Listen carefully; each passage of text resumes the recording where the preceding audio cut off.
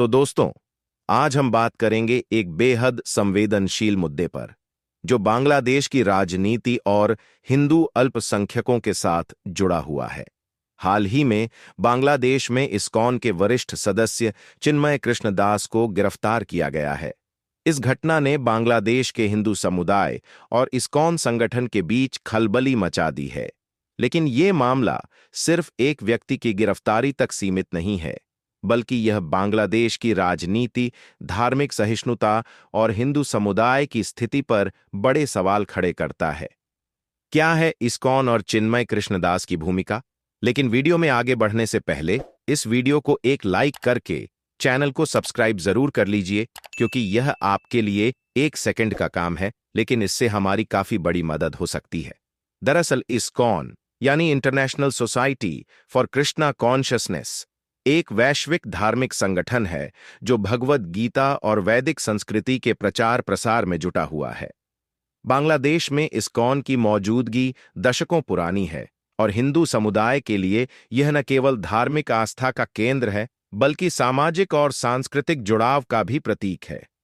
चिन्मय Krishnadas ISKCON के एक प्रमुख सदस्य हैं और उन्हें बांग्लादेश में हिंदू धर्म और संस्कृति के प्रचार प्रसार के लिए जाना जाता है।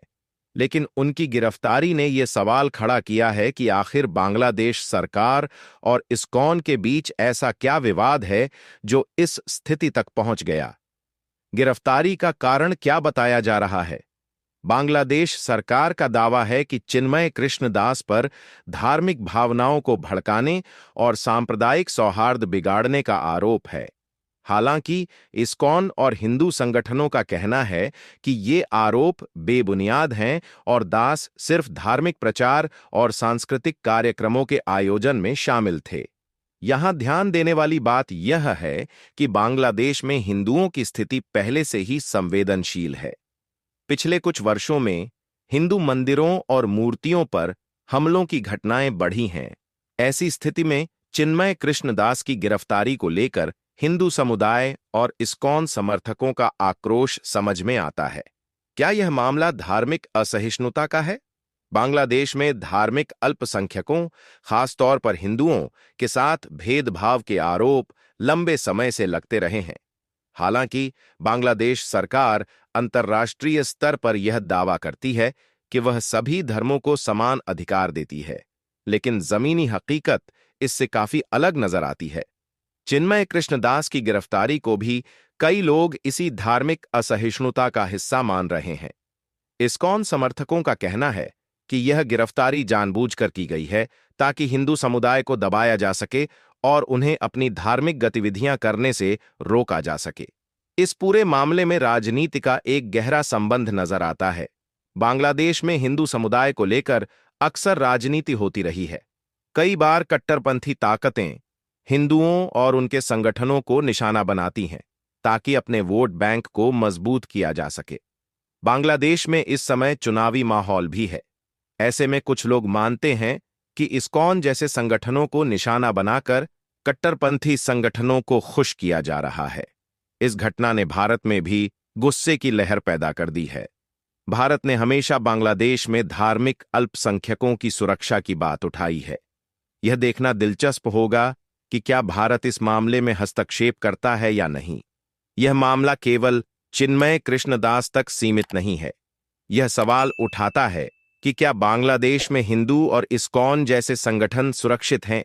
क्या बांग्लादेश सरकार अल्पसंख्यकों की सुरक्षा के लिए पर्याप्त कदम उठा रही है, या फिर यह सब महज दिखावा है?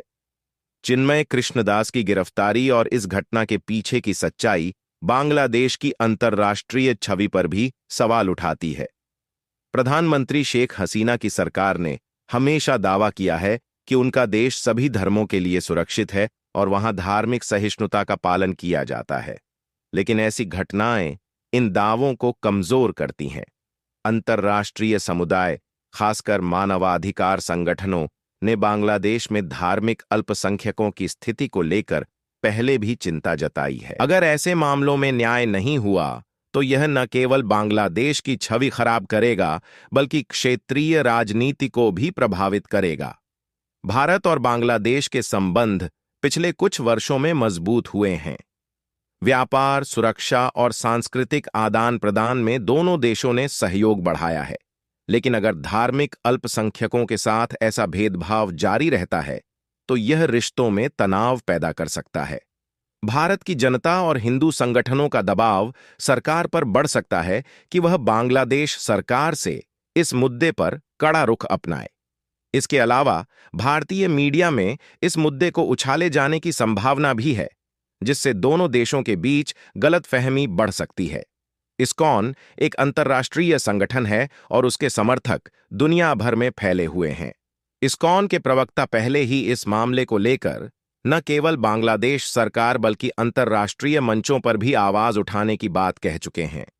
अगर यह मामला अंतर्राष्ट्रीय स्तर पर टूल पकड़ता है तो बांग्लादेश सरकार पर दबाव बढ़ सकता है। इस स्थिति में यह देखना होगा कि क्या बांग्लादेश सरकार अपने रुख में नरमी लाती है या इसे एक आंतरिक मामला बताकर टालने की कोशिश करती है। यह मामला एक बड़ा सवाल उठाता है कि बांग्लादेश में हिंदू समुदाय का भविष्य क्या है। पिछले कुछ दशकों में वहां हिंदुओं की संख्या में लगातार गिरावट आई है। उनकी जमीनों और संपत्तियों पर कब्जे के कई मामले सामने आए हैं। धार्मिक स्थलों पर हमले और दुर्व्यवहार की घटनाएं भी आम हो चुकी हैं। अगर बांग्लादेश सरकार इन घटनाओं को गंभीरता से नहीं लेती तो यह न केवल अल्पसंख्यकों के लिए बल्कि बांग्लादेश की स्थिरता और प्रगति के लिए भी खतरा बन सकता है। यह घटना सिर्फ एक गिरफ्तारी का मामला नहीं है। यह बांग्लादेश में हिंदू समुदाय, इस्कॉन जैसे संगठनों और धार्मिक सहिष्णुता की वास्तविकता पर बड़ा सवाल खड़ा करती है। बांग्लादेश सरकार के पास अब मौका है कि वह इस मामले को पारदर्शिता और न्याय के साथ सुलझाए। भारत और अंतर्राष्ट्रीय समुदाय की नजरें भी इस पर टिकी हुई हैं। अगर सही कदम नहीं उठाए गए तो यह मामला बांग्लादेश की राजनीतिक स्थिरता और अंतर्राष्ट्रीय संबंधों पर गहरा असर डाल सकता है। आपके विचार क्या हैं? क्या यह धार्मिक असहिष्णुता का मामला है या इसके पीछे कुछ और राजनीतिक खेल छिपा हुआ है? कमेंट करके जरूर बताएं।